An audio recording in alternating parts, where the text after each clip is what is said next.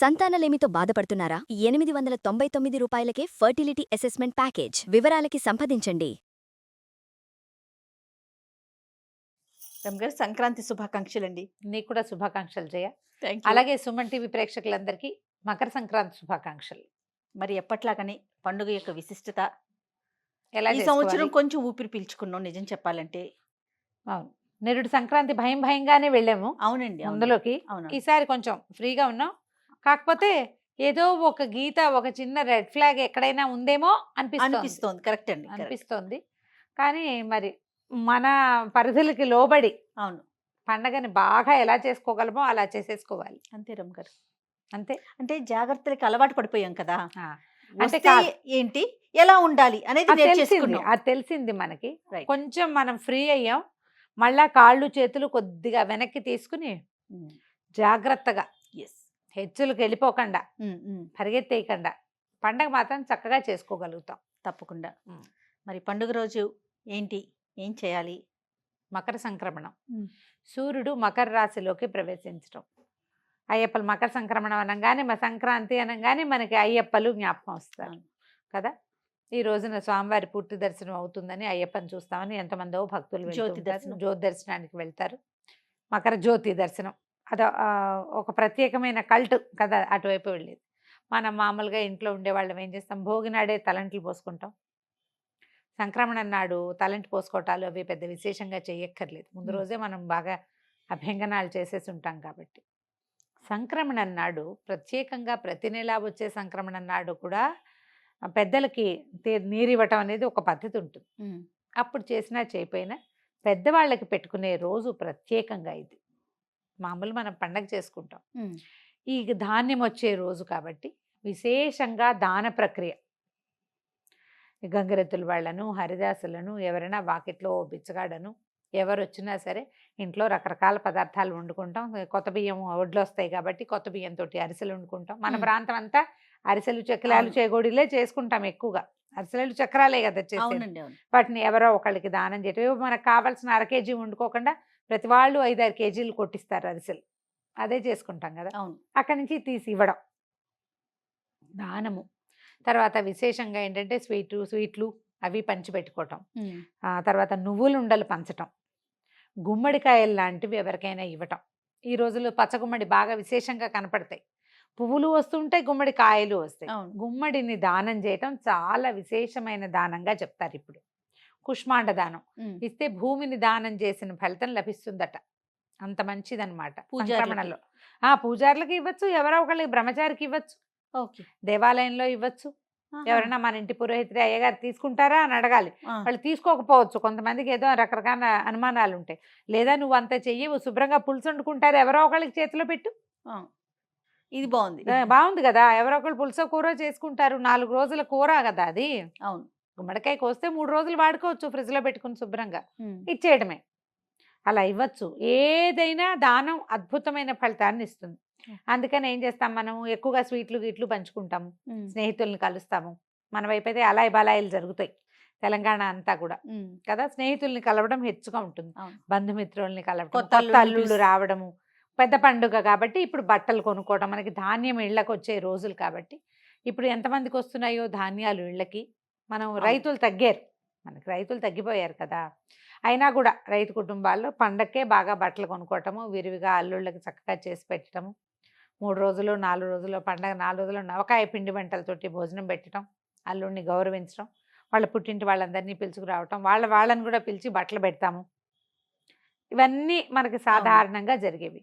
పెద్దవాళ్ళకి పెట్టుకోవటం కూడా ఇది ఏంటంటే మన మహాలయ పక్షాల్లో చేసాం ఇంతకుముందు. అది ఎప్పుడు వచ్చింది, భాద్రపదంలో వచ్చింది కదా. భాద్రపదంలో వచ్చిన మహాలయ పక్షాల్లో తిథి తెలిసి చేస్తాం. అమావాస్య నాడు తిథి తెలియని వాళ్ళు పెట్టుకుంటారు. అప్పుడు లేని వాళ్ళు కూడా దాదాపుగా అన్ని జాతులలోనూ ఈ రోజున పెద్దలకు పెట్టుకోవటం కనిపిస్తుంది మనకి.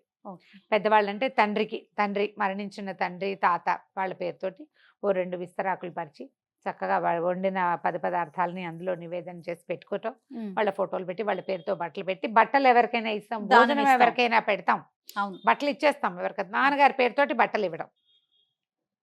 ఇది తద్దినాలు తిథులు పెట్టే అలవాటు ఉన్న వాళ్ళు చేసే పనిగా కనపడదు మనకి. అవును, ప్రతి అలా ఒక్కరం కాదు. చేసుకుంటాం. మామూలు వాళ్ళు ఎవరైతే ఈ తిథి ప్రకారం తద్దినము అది పెట్టలేకపోతారో అవును. వాళ్ళు పెద్దవాళ్ళకి పెట్టుకోవటం కోసం అన్నమాట. తర్వాత మనని ఆశ్రయించుకుని ఉండేవాళ్ళు, బట్టలు ఉతికే వాళ్ళని, వాకిళ్ళు ఊడ్చేవాళ్ళు, ఇళ్ళ పనులు సహాయం చేసేవాళ్ళు, వాళ్ళకు కూడా మా వాళ్ళందరూ కూడా పెద్ద పండక్కే బట్టలు కుట్టించేవాళ్ళు పాలేళ్ళకి. ఉమ్. అలాగే అలవాటు ఉండేది నా చిన్నప్పుడు. తర్వాత తర్వాత ఇప్పుడు అంత కమతంగా ఉండేవాళ్ళు వాళ్ళు తగ్గారు కదా. అయినా సరే ఈ పండుగ రోజుల్లోనే మనకి డబ్బు ఎక్కువగా కనిపిస్తుంది. అవును. సంక్రాంతికి బోనస్లు ఇది వరకు ఇచ్చేవాళ్ళు, ఇప్పుడు ఇస్తున్నారు ఇవ్వట్లేదు. బోనస్ రావటం ఈ పండగ రోజుల్లోనే మనకి ఎక్కువ ఖర్చు కనిపిస్తుంది, ఉమ్. సంతోషము ఎక్కువగా కనపడుతుంది. బొమ్మలు పెట్టే అలవాటు ఉన్న వాళ్ళు బొమ్మలు పెట్టుకుని బొమ్మలకి హారతి ఇచ్చుకుని ఇంట్లో తాంబూలాలు ఏమైనా ఇచ్చుకోవటం. ప్రత్యేకమైన పూజా విధానం పాటిస్తామా రమ్మగారు? బాగా ఎక్కువగా కనపడేది ఏంటంటే సంక్రమణం రోజున మనం దాన ప్రక్రియ అంటే పెద్దవాళ్ళకి పెట్టడమే కాకుండా ఉమ్. ఎవరికైనా ఏమైనా పంచి పెట్టడం చేయం. ఓహో. ఇప్పుడు ఈ రోజున దేవతలు నిద్రలేస్తారని చెప్తారు. ఉమ్. మామూలుగా మనం కాల గమనాన్ని 2 రకాలుగా కొలుస్తాం. అవును. 2 ఉన్నాయి, అవును. ఉత్తరాయణం దక్షిణాయనం. దక్షిణాయనం అని. సూర్యుడే మనకి ప్రధాన దైవం, ఉమ్. అతనితోటే మన రోజు, ఆయన ఉంటేనే మన రోజు అంతే కదా. ఎంత పెద్ద జబ్బు చేసినా సూర్యరశ్మి సోకిన వాడి ఆరోగ్యం వేరేగా ఉంటుంది. ఉంటుంది. సూర్యుడే ఆరోగ్యకారకుడు. ఆయన ఈ రోజు నుంచి ఉత్తరం వైపు నడక మొదలు పెడతాడు. ఉమ్. ఈ నడక ఉత్తరం అంటే పూర్తిగా ఉత్తరం మీదగా వెళ్ళిపోడు, ఉత్తరం వైపుకి వాలి ఉదయించడం మొదలు పెడతాడు. Okay okay. మామూలుగా మనం ఒక సంవత్సరము దేవతలకి ఒక రోజు అని చెప్తారు. ఉమ్. ఈ ఒక రోజు అంటే అందులో పగలు రాత్రి ఉండాలిగా. ఒక రోజులో వాళ్ళ పగలు ఏది? ఈ ఉత్తరాయణ కాలం. ఆహా. ఈ మకర సంక్రమణం రోజున ఉత్తరాయణం ప్రారంభం అవుతుంది. ఇక్కడి నుంచి మళ్ళీ ఆషాఢ మాసం ఇంచుమించుగా అప్పటిదాకా ఉత్తరాయణమే నడుస్తుంది. ఓ. ఆ తర్వాత వచ్చేది దక్షిణాయనం. అప్పుడు ఏం చేస్తాం మనం? మనకి ఎన్ని పూజలు వస్తాయి అప్పుడు, అవును. ఎన్ని పూజలు, ఎన్ని రకాల నోములు, తర్వాత ఎన్ని ఉపవాసాలు, ఎన్ని స్నానాలు, ఉమ్. ఎంత హడావిడిగా ఉంటుంది. అదంతా ఉపాసనా కాలం. ఉమ్. ఇది ఇప్పుడు దేవతలు సంతృప్తి పడే కాలం అన్నమాట. వాళ్ళు నిద్ర లేచి చూస్తారు మనని, నువ్వు ఎట్లాంటి పూజా విధానం చేస్తున్నావు, ఎలాంటి దాన ప్రక్రియ చేస్తున్నావు, నువ్వు ఎట్లా సూర్యారాధన చేస్తున్నావు. దీని తర్వాత వచ్చేది పుష్యం, తర్వాత వచ్చేది మాఘమే కదా. అవును. సూర్యారాధనే. ఇది ఒక రకమైన సూర్యారాధనే ఈ రోజున మనం మొదలు పెడతాం. ఉమ్. పొద్దున్నే సూర్యుడికి నమస్కారం చేసుకోవటం, తలంటి అవసరం లేదు కాబట్టి చక్కగా స్నానం సంధ్య ముగించుకోవటం, దేవుడికి దీపారాధన చేసుకోవడం. ప్రత్యేక పూజలు అంటే పల్లెటూళ్ళల్లో కనపడేదైతే ధాన్య లక్ష్మి పూజ. పెద్దగా పూజగా ఏం చేయరు. ధాన్యపు కంకులు ఇలా ఏం చేస్తారు, వాటిని కట్టేసి వేలాడతీస్తారు. పక్షులు హాయిగా వాటికి తినడం ఆహారం కోసం కింద.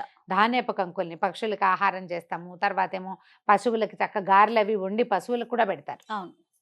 ఒక్కొక్క ఊళ్ళో ఒక్కొక్క ఆచారం కనిపిస్తుంది, ప్రాంతాల వారీగా మారుతుంది కదా. ఇప్పుడు ఈ పాలు పొంగించే ఆచారము అది మన ఆంధ్ర ప్రాంతాల్లో కంటే, అంటే ఆంధ్ర తెలంగాణ ప్రాంతాల్లో కంటే కూడా కొంచెం తమిళనాడు బార్డర్స్లో అక్కడ కనపడుతుంది. తమిళియన్స్ చేసుకుంటారు కాబట్టి అవునవును. పాలు పొంగించి చెరుగడతో కలపటాలు అవి మనం చెయ్యం, పెద్దగా మనం చెయ్యం. ఒకవేళ అలాంటిది ఏదైనా ఉంటే దీంట్లో మనం ప్రధానంగా గుర్తుపెట్టుకోవాల్సింది ఏంటంటే పండుగలు విధానాలు మన ఇళ్లల్లోవి, మన ఊళ్ళల్లోవి, మన ఇంట్లో ఏం చేస్తారో అది, మన పెద్దలు ఏం చేస్తారో ఏం చేస్తారో మనం చేయటం. మనం అమెరికాలో ఉన్నాం, ఆస్ట్రేలియాలో ఉన్నాం, ఆఫ్రికాలో ఉన్నాం పోనీ, కానీ అక్కడ మన పండగ వాళ్ళు చేయరే. అవును. మన పండగ మనమే కదా చేసుకుంటాం. అప్పుడు మన పెద్దమ్మ మన అమ్మమ్మ ఎవరో ఒకళ్ళకి ఫోన్ చేసి పండగ రోజున ఏం ఓ సంవత్సరం 2 ఏళ్ళు కనుక్కున్నారనుకో, 3వ ఏడాదికి మనకే తెలుస్తుంది. అంతే కదా. సోషల్ మీడియాలో ఫాలో అయ్యి వాళ్ళు ఎవరో చేసే విధానాలు మాత్రం ఫాలో అవ్వద్దు. మనం సంస్కృతిని సాంప్రదాయాన్ని ముందుకు తీసుకెళ్లాలంటే ముందు వెనక్కి చూడాలి ఒకసారి. ఎప్పుడు కూడా వెనకాల ఏది ఉందో చూసుకుని దాన్ని ముందుకు తీసుకెళ్తే ఎందుకు పెట్టారో కొన్ని మనకు అర్థం కూడా. గోల్డ్ ఈజ్ గోల్డ్ కదా రమ్మగారు. కొన్ని విధానాలు, ఈ విధానం ఎందుకు వచ్చింది అంటే దానికి పెద్ద సమాధానం ఉండదు. మన ముందు తరాల వాళ్ళు కూడా చెప్పలేకపోతారు. ఇదే మన అలవాటు, మన పద్ధతి. వాళ్ళు చేశారు, మనం కొనసాగించటమే. కొన్నిటికి రీజన్స్ మనకు అర్థమవుతుంటాయి. కొన్ని ఎవరైనా పెద్దవాళ్ళు చెప్తారు. రీజన్ తెలియనివి మన ఇళ్లలో ఉన్నప్పటికీ, మన ఊళ్ళల్లో ఉన్నప్పటికీ అది మనం కొనసాగిస్తూ ఉంటే మన పిల్లలకి మన మూలాల్లో నుంచి ఎంతో కొంత విజ్ఞానాన్ని ఇవ్వగలుగుతాం. ఎన్నో కొన్ని విధానాలని మన పిల్లల జీవితంలో జీన్స్ పరంగా రావాల్సినవి వస్తూనే ఉంటాయి. అవును. ఆ జీన్ సైక్లింగ్ ఉంది చూసావా, దాన్ని దెబ్బ తినకుండా ఉంచాలంటే ఈ రోజుల్లో ఇది తినాలి అని మన జీన్స్లో ఫిక్స్ అయిపోయి ఉంటుంది. అది డిస్టర్బ్ చేయొద్దు. అంతే. దానికి మన ఊళ్ళల్లో ఎవరైనా ఫ్రెండ్సో చుట్టాలో ఎవరు లేరండి మాకు అంటారు. ఏ కజిన్సో లేకుండా ఎందుకుంటారు ఎవరికైనా? దానికి ఏం చేయాలి మనం? బాగా మానవ సంబంధాలు కాపాడుకోవాలి. మెరుగుపరుచుకోవాలి. ఎప్పుడు అంతే రమ్మగారు. ఎప్పుడు కూడా ఇప్పుడు మనం పండగ చేసుకోవాలంటే నువ్వే వండుకుని నువ్వే తింటే నీకేం సరదా ఉంటుంది? నువ్వు వండుకు తింటాం ఎందుకు? బయటకు వెళ్ళి కూడా తెచ్చుకు తినేసేయచ్చు. అవును. నువ్వే తినేటట్టయితే. నలుగురితో పంచుకు తినాలంటే నలుగురు కలిసి చేసుకోవాలి దాన్ని. పండుగలు అందుకే కదమ్మా ఇంత విశేషంగా చేస్తాం. అవును. నలుగురిని కలవటం, స్నేహితుల్ని కలవటం, మనం చేసిన పదార్థాలు, మన ఇంట్లో చేసిన ప్రసాదాలు నలుగురికి పంచిపెట్టడం, మన సంతోషాన్ని ఇంకొకరితోటి పంచుకోవడం. అట్లా సోషలైజ్ అవ్వటం కోసమే పండుగలు ఇంత విశేషంగా చేస్తాం. ఇప్పుడు చూడు, ఇప్పుడు హైదరాబాద్ నుంచి బందరు, బెజవాడ, నర్సీపట్నం వైపు వెళ్ళిపోయే బస్సులు ఎట్లా విపరీతంగా వెళ్తాయో. స్పెషల్ బస్సులు వేసినా వేల కూడా కొద్దీ. చాలదు. అయినా సరే చాలదు. మనం అసలు రోడ్డు మీదకి వెళ్తే అక్కడికి చేరలేము, ఇంటికి రాలేము. ఆ పరిస్థితుల్లో చిక్కుంటాం. అందరూ ఊళ్ళకి పరిగెత్తాలనుకుంటారు. కోడి పందాలు వేస్తారు, ఇవో రకరకాల సరదాలకు చేసేవి. క్రమంగా అవి పెద్ద పెద్ద పందాలుగా పరిణమిస్తాయి అనుకో, అది వేరే కదా. మామూలు కుటుంబాల్లో ఏం చేస్తారు? అవును. అవంతా చేసుకోం కదా. చక్కగా ఏదో పప్పులు వండుకుంటాం, మంచివి 4 రకాలు, అందరం కలిసి నలుగురం కూర్చుంటాం. కలిసి ఒక చోట కూర్చుని కబుర్లు చెప్పుకుంటాం. వాకిళ్ళకి బంతి పూలు కడతాం, మామిడి మండలు కట్టుకుంటాం, వాకిళ్ళల్లో చక్కగా ముగ్గులు వేసుకుంటాం, గొబ్బిళ్ళు అవి పెట్టుకుంటాం. చుట్టుపక్కల దేవాలయాల్లో ఎక్కడైనా గోదా కళ్యాణాలు అవి జరుగుతుంటే అవన్నీ వింటాం. చూస్తాం, నమస్కారం చేసుకుంటాం. మన ఊళ్ళల్లో చేసే పండుగలు, మన పద్ధతి, మన విధానం, దాంతో ఏమవుతుంది? మన గుండెని అట్లా ఒకసారి తట్టి మనం ఇక్కడే ఉన్నామని ఒక సంతోషం. అంతే. అది సంవత్సరం అంతా వస్తుంది. మళ్ళీ సంవత్సరం మధ్యలో ఏ రకాల ఇబ్బందులున్నా ఈ వెనకాలన్న సందడిని తలుచుకుంటూ ఉంటే భయం లేకుండా ఉంటాం మనం. మన వెనకాల ఉన్న గుంపు గుర్తొస్తా ఉంటుంది. మోరల్ సపోర్ట్ ఉంటుంది. అందుకని ఎప్పుడు కూడా పండుగలు ఒంటరిగా చేసుకోవద్దు. 2-3 కుటుంబాలు కలిసి ఒక చోట చేసుకుంటే పాత పద్ధతిలో అందరూ ఒకే చోట పండగ. రైట్. మీ ఇంట్లో దీపం పెట్టుకోవడం, వాళ్ళ ఇంటికి వెళ్ళిపోవడం, చక్కెర చక్కెర పొంగల్ చేసుకోవటం, అరిసెలు చేసుకుంటాము. మా ఇంట్లో సంక్రాంతి పండుగ అంటే ఖచ్చితంగా చక్కెర పొంగల్ చేస్తారు. పైగా ఈ గోదా కళ్యాణం చదువుకుంటాం ఘట్టం. అవును. ఇంట్లో కళ్యాణం చేసే అలవాటు ఏం లేదు మా ఇంట్లో. ఆఖరి పాసురం చదువుకుని భోగినాడు చదువుతారు. పాసురం ఒకవేళ 28-29 రోజులకి అయిపోయింది అనుకో, అప్పుడు 30వ పాసురం పండుగ నాడు చదువుకుని ఆ పూట చక్కగా చక్కెర పొంగల్ చేసి పెడతారు, గారెలు అవి చేసుకుంటారు. ఎవరెవరి విధానాన్ని బట్టి వాళ్ళు. పండుగలు మనం ప్రధానంగా ప్రజలందరితోటి మమేకం అవ్వడం కోసమే వచ్చాయి. ఆ విధంగా సంక్రాంతి పండుగని ముందుకు తీసుకెళ్ళండి. ఎవరు చక్కగా కైట్లు ఎగరేసే అలవాటు ఉన్న వాళ్ళు కొన్ని ప్రాంతాల్లో వేస్తారు కదా, అవునవును. చక్కగా గాలిపటాలు ఎగరేసుకోవటం, పెద్దవాళ్ళకి నమస్కారం చేసి రావటం, అన్ని స్నేహితుల్ని కలవడం, ఇలా ఈ పద్ధతిలో పండుగని ముందుకు తీసుకెళ్ళండి. తప్పకుండా రమ్మగారు. మరొకసారి సంక్రాంతి పండుగ శుభాకాంక్షలు.